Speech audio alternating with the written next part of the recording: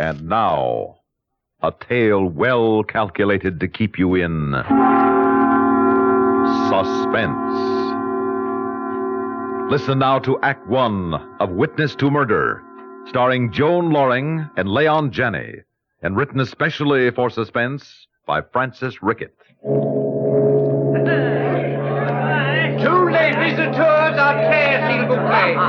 All visitors will please go ashore. The steward will direct you, sir. Just follow that way. Bonjour, monsieur le commandant. Ah, bonjour, madame. J'espère que nous aurons un beau voyage. Espérons-le, madame. Oh, Larry, Come on, Louise.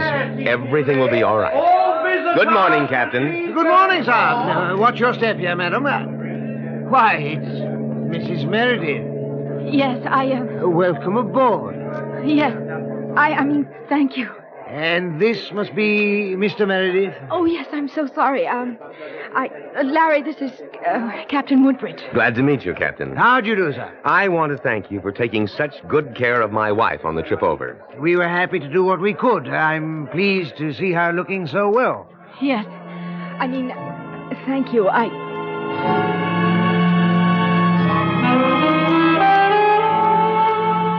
At first, I remember thinking only that it was a mistake, that we should have gone home some other way. Or at least on some other ship. How could I have been such a fool not to realize how humiliating it would be to face all those people again? To see them look at me and remember. To feel them point me out and know they were whispering about me, watching every move I made for the first sign of something queer. Didn't Captain Woodbridge say something to the man beside him as we walked away? Wouldn't they all be saying something to the ones beside them as I walked by? Well, they wouldn't get a chance to. Because I wasn't going to stay. We'd get off the ship, find another one. It wasn't fair to expect me to... Even as I thought it, I felt the ship begin to move. And I knew it was too late. I'll have to ask the steward to... Louise, what on earth's the matter? Larry, I can't face all these people. Oh, nonsense. What's there to face them about?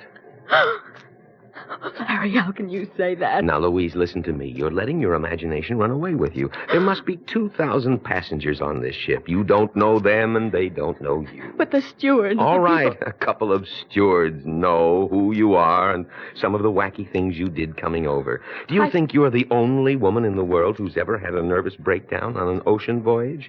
Do you think in the 3 months since then they haven't had a couple of other passengers flip their lids? Larry! Well, I'm sorry, but... you might as well face it, Louise. You needn't put it in those terms. Well, I said I was sorry. And you needn't have put me through this either. You could have booked passage on another ship. We could have flown home. I told you these were the only accommodations we could get. We're not the only people trying to get home from Europe. We were darn lucky to get anything at all. Besides, I think it's just as well we are on this ship. Why? Larry, what are you getting at? I'm not getting at anything. But you know I'm practically all well. The doctor said so. Of course I know it. It's just that if anything should happen... Nothing is going to happen. If you should get sick... If I get sick, I'll know I'm getting sick. You didn't know it last time. Oh, please, Larry. Now, Louise, let's don't start that again. Start what again? If I'd thought you weren't well enough to make the trip, we wouldn't be making it, would we? Well, would we? No, I guess not. Yeah, that's better. Now, the thing for you to do is to forget all about the things that have been bothering you the past few months and forget all this nonsense about the people on the ship and just have a pleasant, restful trip home. Yes, all right. All right. Oh, and by the way, Louise, if the steward comes in... Yes? If I were you, I'd lay off the, French bit. Lay off? What do you mean? Well, I don't suppose the captain thought anything about it, and probably the steward wouldn't either, but... Well, after all, that was the start of your trouble last time. What? And it might give people the wrong idea. Larry, what are you talking about? Now, Louise, don't get worked up. I merely said take it easy on the, French. I haven't spoken one word of it. Larry, for the love of God, don't look at me like that. You don't remember what you said to Captain Woodridge?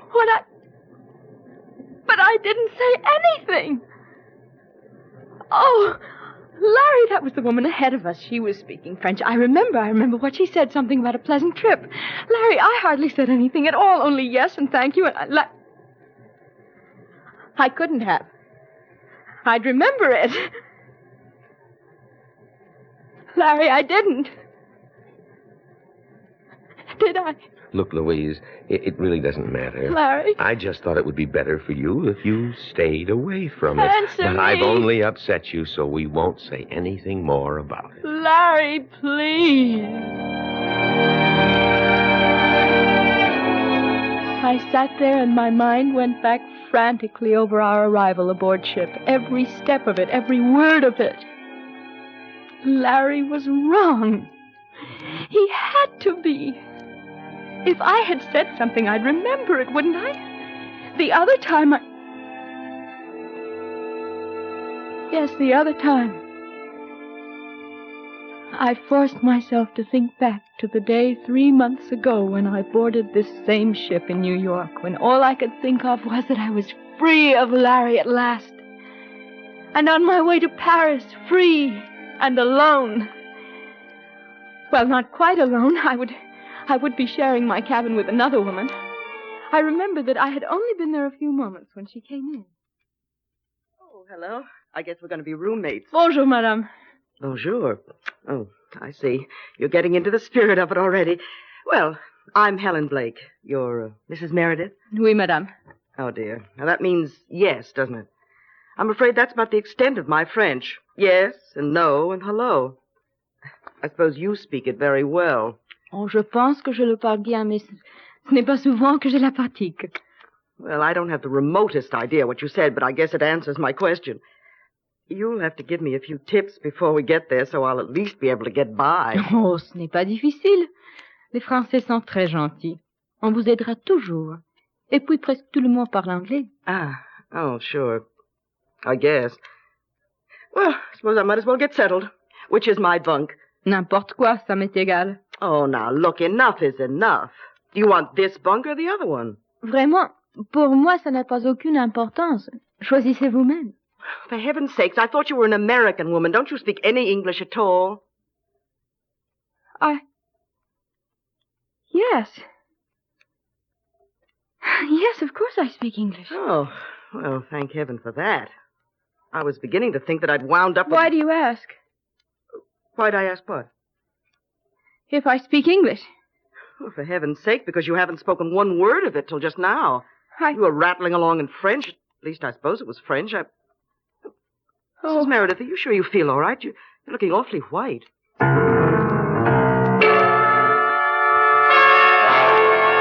I tried to make some excuse and couldn't. I knew what she must be thinking. I was thinking it myself. I just stood there and stared at her, numb with fear. The same kind of fear that gripped me now. Only worse now. Because now I knew what must be happening, and I would be as powerless to prevent it this time as I had been the first time 3 months ago. Only why? Why had the doctors let me go if I were so near another breakdown? Surely they could see it coming. Hadn't they told Larry I was well enough that I'd be all right? Hadn't the doctors written him a letter? Yes. Larry had a letter. He said he had. He must still have it. But where? Where would he keep it? It's got to be here somewhere. Somebody wouldn't throw it away. He couldn't have. Well, Louise. Larry! Looking for something? Oh. I didn't hear you come in, Larry. Where's the letter? Letter? What letter? Oh, steward, just bring that right on in here. Yes, sir. I thought you might like some coffee. Oh, Louise, you know Mr. Haskins, I believe. Bonjour, madame. C'est un plaisir de vous revoir. Well, Louise, can't you say hello to Mr. Haskins? I'm sorry, Steward. I'm afraid my wife is a little upset this morning. You understand. Of course, sir. Sorry to hear it, sir. If you need anything, just ring for me. Now, what's this all about a letter? Larry. How could you bring that man in here? Why, he's our steward. I did think it was rather stupid of you not to speak to him. Really, Louise, if you want people to think you're perfectly normal, you might act as if you are. There's no telling what he thinks now. What he thinks? Or what you told him to think? What I told him to think? Really, Louise? And stop really Louising me! You're exciting yourself. So would you be if you thought... If I thought what? Nothing! Leave me alone. Have some coffee, dear. It'll calm you down. I don't want any coffee! I just want to be left alone!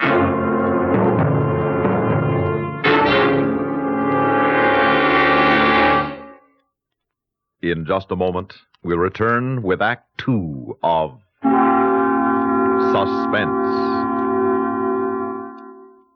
The word arms means not only weapons in warfare, but also the heraldic symbols denoting the weapons used by the great feudal barons.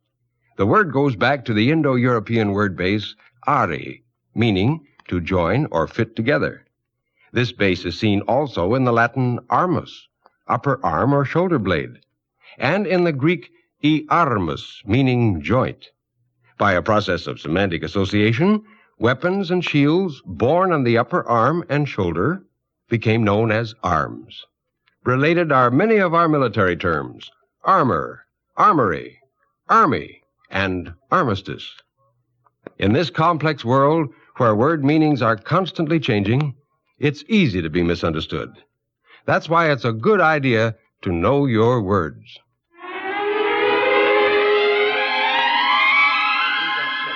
Will you have some more coffee, Mrs. Meredith? Yes, thank you.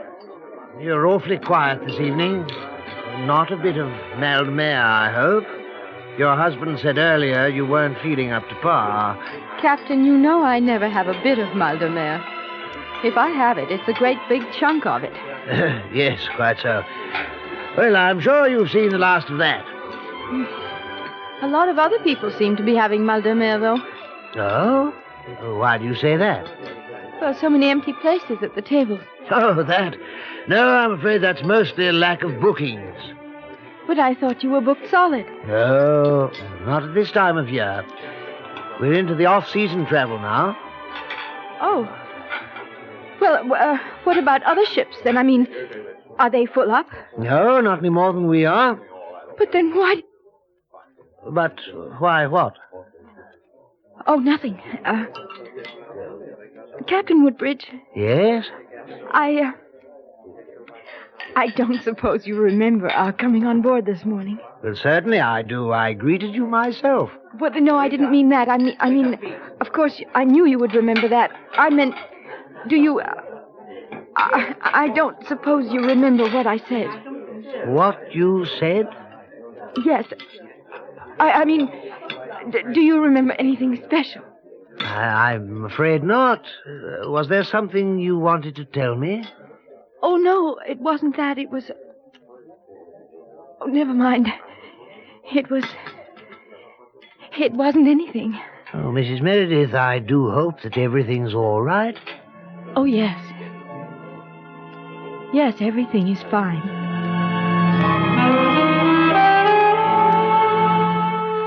I could have cried. What could I say to him? Captain Woodbridge, did I say anything to you in French this morning? He would have thought I was mad. Now he thought it anyway. And if I stayed in my cabin, saw nobody, said nothing. But that was exactly what I had done on the trip 3 months ago, until the madness drove me to do the queer things that finally made them come and take me away to the infirmary and knock me out with drugs. Oh, if I had been afraid that morning, it was nothing to the fear that gripped me now. Was I going mad? I didn't know. I only knew that Larry had lied to me. Larry had trapped me into this. And there was no escape. You seem to be having quite a conversation with the captain. Wasn't anything. Tired? What am I supposed to say, yes? What's the matter with you, Louise? You're not yourself. I'm not sure I know what myself is anymore. What's that over there? Where? Why, it's your beach bag, isn't it? Now, how'd it come to be there? I don't know. I was wondering where it was all morning. I'll get it. Louise, stay away from that rail! Madam, stay back! Stay back! Larry, what in the world are you doing? What happened? She tried to jump over. Did you actually see Are you all right? Yes, she's all right now, thank you. Louise, what made you do it? Larry, I didn't do a thing. Is there anything I can do? No, nothing. Thank you. I'll get her to our cabin.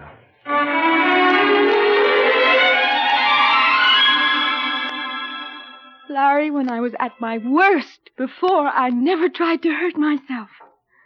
I'm not trying it now. I'm sorry, Louise. You startled me. I thought... You thought? What do you think all those other people thought? Or did you plan it that way?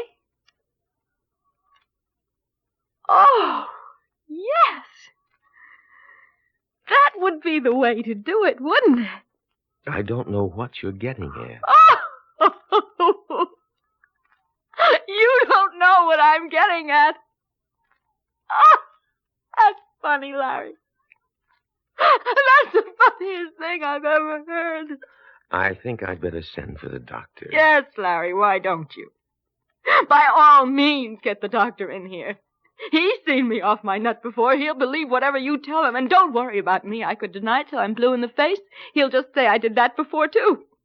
But then there's no need for me to tell you all this, is there, Larry? Because you already know it, don't you? You're counting on him as an expert witness. Only to what, Larry? What are you trying to get me to do? The way you're carrying on, Louise, it wouldn't surprise me if you ended up killing yourself.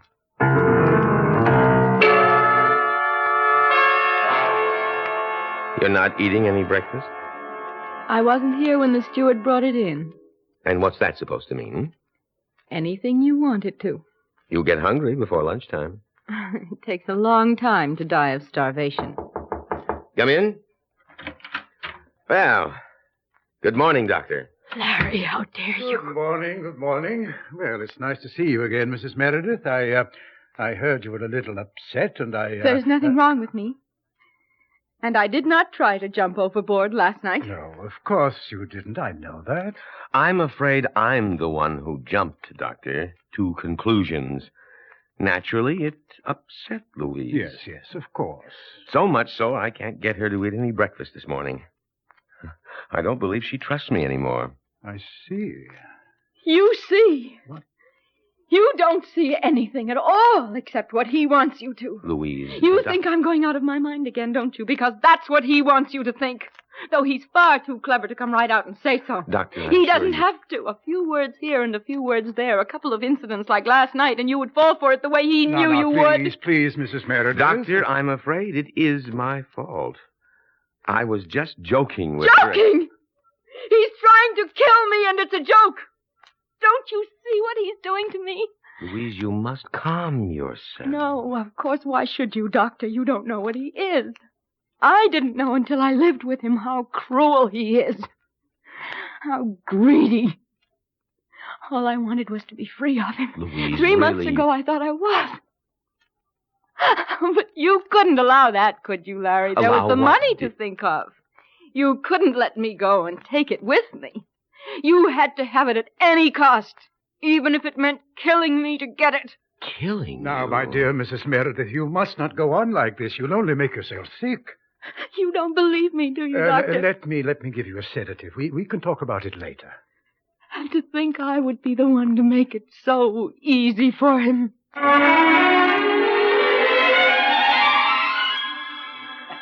Well, ready to go down, Louise? No. Go ahead if you want to. I want to stay on deck a while. You shouldn't be wandering around in the dark by yourself. Then come with me. Well, I'm surprised you would want me to. I don't have any real choice, do I? Where do you want to go? Right here, by the deck rail. It's a nice, quiet spot. Deserted, really. It ought to suit you very well, Larry. I believe you could push me over the rail quite easily. Yes, I suppose I could. And yet it's not too far for people to hear me scream, is it? No, it isn't. They'd all come running. Too late, of course. Well, Larry, what are you waiting for? I really don't know. Am I supposed to make the first move? I don't think that will be necessary. I can't say I planned it just this way, but as long as you asked for it, Louise. Larry! Don't jump, Louise! Don't jump! The boat gate's open! The boat gate's open!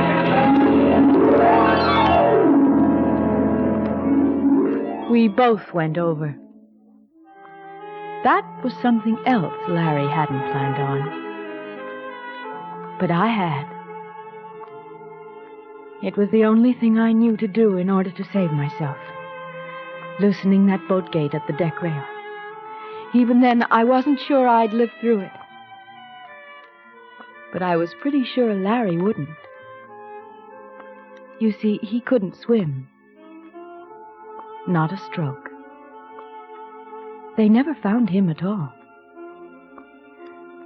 Of course, they kept me in the infirmary for the rest of the trip because they thought I had lost my mind again and was trying to jump overboard and that Larry tried to save me. I didn't see any point in trying to explain it. After all, that was what Larry wanted them to think.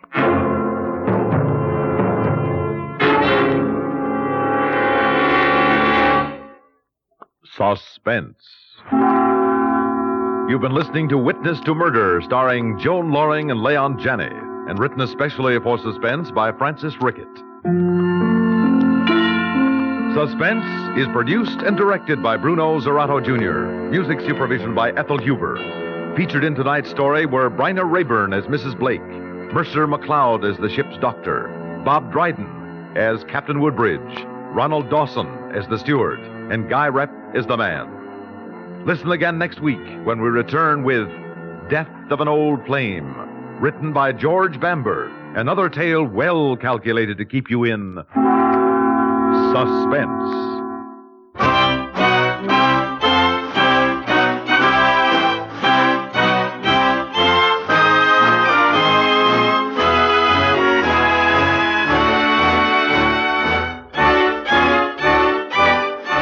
Suspense has come to you through the worldwide facilities of the United States Armed Forces Radio and Television Service.